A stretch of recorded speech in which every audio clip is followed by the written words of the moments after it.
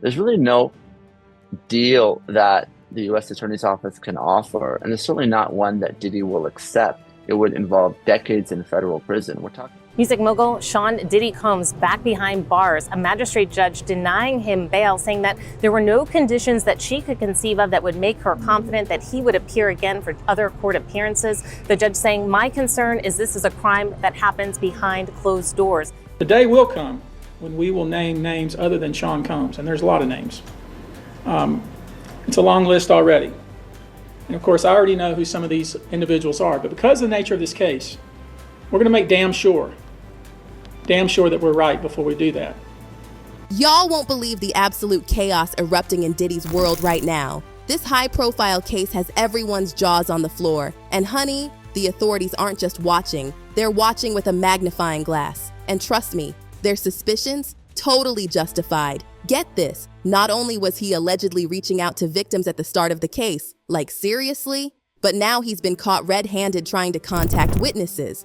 I mean, who does he think he is? But wait, because this tea is about to get even hotter. You're not going to believe this, but Diddy's actually been dragging his own children into this mess. Can you imagine? Allegedly pressuring his own flesh and blood to help clean up his mess. And just when you thought it couldn't get any more scandalous, honey, there's leaked audio of Diddy basically confessing to everything. His legal team is literally falling apart. His lawyer just walked out. I mean, we're watching his empire crumble faster than a house of cards in a hurricane. Sean Combs is in deeper trouble than we ever imagined, and these new allegations, they'll make your head spin. The prosecutors are saying he's been breaking every rule in the book to try to win his upcoming trial. We're talking sneaky phone calls using other inmates' accounts, allegedly coaching witnesses from behind bars. It's like something out of a crime drama. But hold on to your seats because there's more. They found a notebook in his jail cell that prosecutors say is basically a how-to guide for obstruction of justice. His defense team is trying to play it off as protected attorney-client stuff, but honey, the court isn't buying what they're selling. If you're in custody, your phone calls can and will be recorded. Obviously, you and I, out as free people, we have rights that prevent that from happening. You need a warrant, you need a wiretap or something like that. You don't need that when you're in prison. And get this, the judges are absolutely not playing around. They've shut down every single one of his bail requests because, honey, they're not blind to his witness tampering shenanigans. In this bombshell motion, federal prosecutors spilled all the tea about how Combs was using these super secretive methods to reach people outside jail. And the evidence they found? It shows he's basically trying to blackmail victims and witnesses into either keeping quiet or spinning tales that help his defense. Can you believe it? They're saying this is the kind of stuff you usually see in mob trials or Mexican mafia cases. Like, what even is happening? But wait, because this drama just keeps getting juicier. The prosecutors are coming out with these explosive new claims that'll make your head spin. According to these court filings, Diddy's been playing games, using other inmates' accounts to make calls he's not supposed to make. And honey, the scheme gets even messier. They're saying he's been getting his people to pay inmates for their account numbers through payment apps and commissary deposits. Like, did he think nobody would notice? His legal team is fighting back though, pushing for this massive $50 million bail package with 24/7 monitoring. They're crying about how the jail conditions are making it impossible to prepare for trial. Meanwhile, prosecutors dropped another bomb. Apparently, Diddy's been orchestrating social media campaigns from behind bars. They're saying he even paid someone to counter those damaging allegations. In this juicy 30-page document, prosecutors are begging the judge to keep denying his bail requests until his May 5th trial. And trust me, they've got receipts, actual receipts. The U.S. Attorney's Office, led by Damon Williams, has uncovered evidence that's so damning, it could absolutely destroy Diddy's defense. During a national sweep of prison facilities, investigators hit the jackpot in Diddy's cell, handwritten notes that allegedly expose his calculated attempts to obstruct justice. And these aren't just random scribblings, honey. When paired with those recorded prison phone calls, they paint this absolutely chilling picture of his relentless efforts to manipulate witness testimony. The prosecutors aren't just throwing around accusations, they've got hard evidence. According to these filings, the stuff they found in his cell directly connects him to blackmailing victims and witnesses. They're saying he's either trying to shut them up completely or get them to say what he wants. And outside his cell, oh my goodness, he's apparently been pulling strings to orchestrate these social media campaigns and leak materials to mess with public perception and, can you believe it? Even taint the jury pool. Now here's where it gets really interesting. Diddy's legal team has actually had to come clean about something. They've admitted that yes, their client broke those jail phone rules at the Metropolitan Detention Center in Brooklyn. They kind of had to confess after prosecutors showed up with proof that was impossible to deny. Let me break down this policy T for you. Inmates aren't supposed to have each other's phone access codes. They can't give their codes to other inmates, and they're supposed to report any compromised codes immediately. But Diddy's attorney, Alexandra Schapp, is trying to play it off like it's no big deal, saying everyone does it at MDC. Here's what Shapiro actually said, and trust me, you're going to want to hear this. The use of other inmates' PAC numbers is also a widespread practice at the MDC and not obstruction, he wrote to Judge Aaron Submaranian. He went on about how inmates regularly share minutes because they're limited to 15 minutes per call and 1 call per hour. Shapiro tried to defend his client by saying, the government has presented no evidence suggesting anything Mr. Combs says using other numbers is any different from what he says while using his individual PAC number. He even had the audacity to spin it around, claiming that, if anything, that Mr. Combs needs to resort to sharing minutes demonstrates that the conditions at MDC do not permit an adequate defense preparation. Now get this. He actually admitted it's against prison policy, but tried to brush it off by saying the prison effectively sanctions the practice, since all calls are monitored anyway. I mean, can you believe the nerve? With prosecutors holding all this undeniable proof, it's no wonder Diddy's legal team chose to wave the white flag on this particular violation rather than dig themselves into an even deeper hole. As Diddy's lawyers say, the feds raided his jail cell and seized a bunch of privileged material. So an interesting one, to say the least, about this. Despite this mountain of evidence that just keeps growing, Diddy's legal team is still trying to keep their hopes alive about getting him bail. But between you and me, I can't tell if they're actually confident or just living in a fantasy world. But oh my goodness, wait until you hear this. They're going all out, honey. They've already got this fancy 3-bedroom apartment in New York City's Upper East Side, all lined up for his house arrest. In this super secret court filing, most of it's redacted of course, they revealed they've hired this fancy security professional to check out the apartment. We're talking cameras everywhere, maximum security, the works. While they're keeping the exact address under wraps, probably smart, TBH. Attorney Mark Agnifilo is swearing up and down that it's perfect for the fallen mogul if, and that's a big if, the court decides to let him out. But honestly, given everything that's come out about his behavior and all this solid proof of his misconduct, getting bail might be nothing more than a pipe dream. And speaking of dreams turning into nightmares, those phone calls everyone's buzzing about, one of them just leaked online, and let me tell you, it is not looking good for Diddy. Do not entertain none of this nonsense and nothing over the phone. I'm gonna need you to get rid of all the leftover pizza boxes. Oh my word! This leaked audio isn't just bad, it's absolutely devastating. You can allegedly hear Diddy himself instructing his sons to handle some business for him. And before you think this is just some innocent father-son chat, let me spill the real tea. Word on the street is he's been pushing them to get rid of evidence connected to his case. Can you imagine putting your own children in that position? If they even think about helping him, they could end up facing obstruction charges themselves. Talk about Father of the Year material, right? Meanwhile, Diddy's team is working overtime trying to spin this whole mess into some heartbreaking family drama. They're running to every media outlet they can find, crying about how Diddy's supposedly having a mental breakdown because he misses his kids so much. One insider actually had the nerve to say, "It's heartbreaking to see the children in the state they're in. This is their father, but to them he's not Diddy. He's dad. He's always been a loving, devoted father." But honey, here's the gag. This whole devoted daddy act doesn't quite match up with that leaked phone call, does it? And another insider just dropped this bomb. Apparently, Diddy couldn't care less about his kids right now.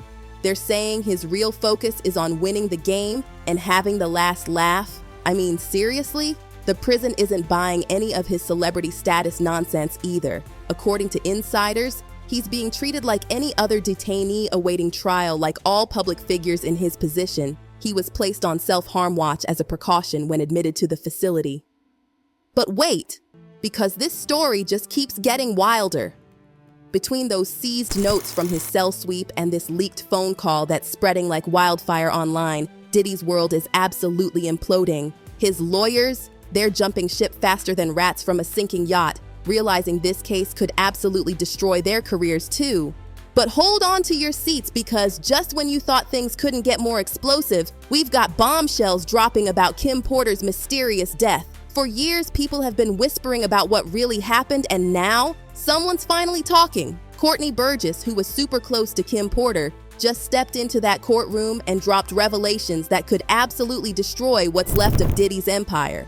And trust me, what he had to say will send chills down your spine. According to Burgess, Kim gave him these flash drives before she died. And what's on them? Oh, honey, it's enough to make Hollywood's biggest names break out in cold sweats.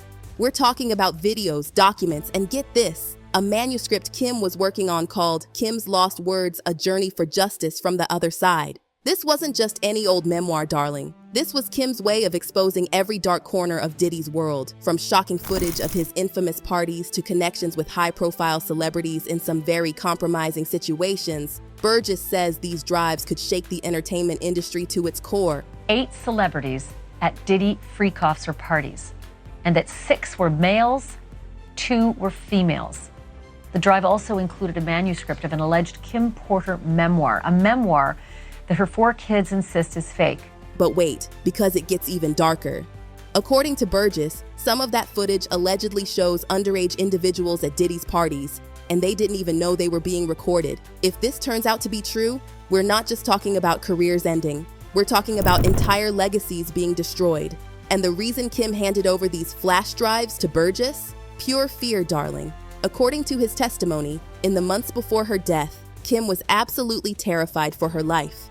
She allegedly told close friends that Diddy was becoming more erratic and controlling by the day. Burgess says she made him promise to reveal everything if anything suspicious happened to her, a promise he says he's now fulfilling. I believe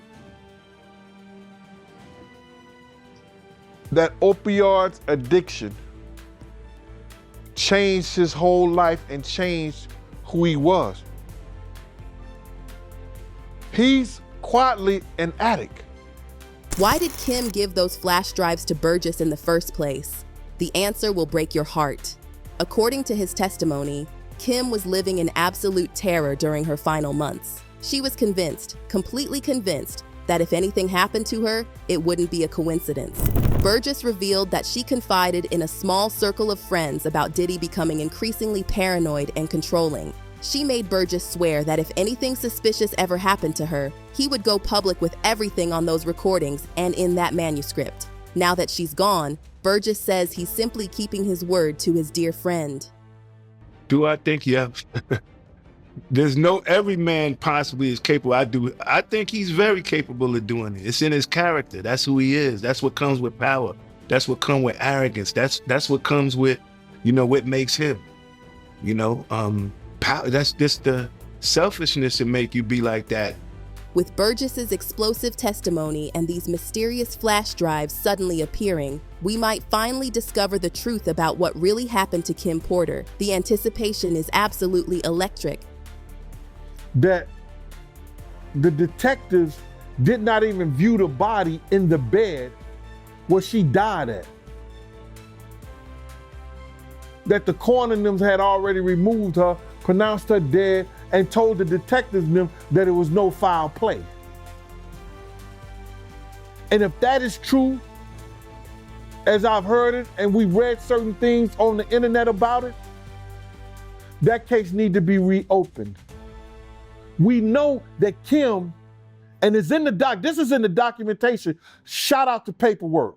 But darling, what's on these videos is even more shocking than anyone could have imagined. According to Burgess, at least 8 major celebrities are caught up in these recordings, and some of them are even bigger names than Diddy himself. But here's the most disturbing part of his testimony. He claimed that at least 2 people in these videos were actually minors when they were recorded. Now, while we don't have names yet, Burgess's lawyer, Ariel Mitchell, has confirmed that these tapes are 100% real and expose some of Hollywood's darkest, most twisted secrets. So just to clarify, you can back that up with actual factual footage. We have, it's things that we have, but we got to go to the other courthouse, so I don't. But the ghosts of Diddy's past aren't done haunting him yet. Now Tupac Shakur's family is stepping into the spotlight, determined to reopen the legendary rapper's decades-old case, and all eyes are turning straight to Diddy. Those whispers linking Diddy to Tupac's tragic death, they're not just whispers anymore, they're turning into action. In this jaw-dropping interview on Piers Morgan Uncensored, Tupac's stepbrother NPR Shakur revealed that the family isn't giving up their fight for justice. His words sent chills down everyone's spine when he said, "It's not about Diddy specifically, it's about justice for my brother. Wherever the investigation leads, that's where it leads." Can you believe it's been 27 years since Tupac was gunned down? For the Shakur family, the pain of not knowing the truth is still as fresh as ever. NPR didn't hold back, pointing fingers at the jealousy and envy Tupac faced when he was at the top of his game. He hinted that these toxic emotions might have played a role in his brother's death. And with last year's arrest in Vegas connected to Tupac's case, there's finally hope that this decades-old mystery might be solved. Listen to what NPR said. "As far as the hip-hop rap world goes, Tupac, my brother, was king of the hill, top dog, king of rap. And with it comes a lot of envy, jealousy, and all types of things. All I can make of it is there were groups of people who were jealous and envious and full of hate." For years, people have been whispering about Diddy's possible connection to Tupac's murder, especially during that infamous East Coast-West Coast beef in the 90s. And now, with all these new allegations about Diddy coming to light, including the suspicious circumstances around Kim Porter's death, the Shakur family believes it's finally time to get answers. NPR's words cut deep. "This is ongoing business for us. My family pursued an investigation early on, but nothing came of it. We've been left with no answers for 27 years. Now, with Kim Porter's alleged evidence stash and the Shakur family demanding justice, Diddy might finally have to face the music." Even though he tried to shut down the rumors back in 2008, saying, "This story is beyond ridiculous and completely false. Neither Biggie nor I had any knowledge of any attack before, during, or after it happened," the suspicions have only grown stronger. And in this latest explosive development, federal prosecutors are absolutely destroying Diddy's legal team's attempts to manipulate this criminal case. They're fighting tooth and nail to stop the defense from getting early access to witness identities. According to the government, this isn't just premature, it's a blatant attempt to undermine their entire case. The prosecutors are so concerned about witness safety that they're pushing for a gag order to stop the accuser's lawyers from talking to the media. They're calling out Diddy's strategy of using this criminal case to shield himself from civil lawsuits, saying it has absolutely no legal standing. With stakes higher than ever before, this legal battle is turning into an all-out war, and Diddy's future, it's hanging by a thread. Stay tuned, because this story is far from over, and the truth, well, it's just starting to come out. That's all for today. Make sure to like, subscribe, and stay glued to your screens for more explosive updates on this absolutely wild story.